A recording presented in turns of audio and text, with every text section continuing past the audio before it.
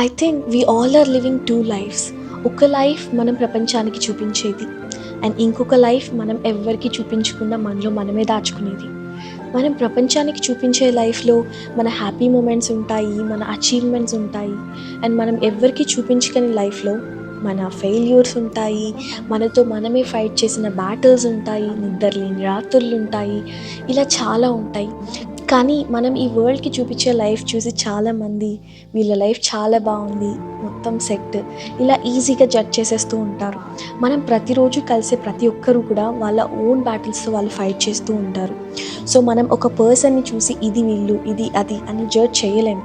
Because we don't know what they are going through. మనం చేయగలిగింది ఏదన్నా ఉంది అంటే డోంట్ జడ్జ్ పీపుల్. బికాజ్ మనం వాళ్ళ లైఫ్ మొత్తాన్ని చూడలేదు, వాళ్ళ లైఫ్లో ఒక చాప్టర్ని మాత్రమే చూసాం అండ్ మొత్తం బుక్ని చదవలేదు. సో నెక్స్ట్ టైం ఎవరినైనా జడ్జ్ చేసేటప్పుడు ఆలోచించండి.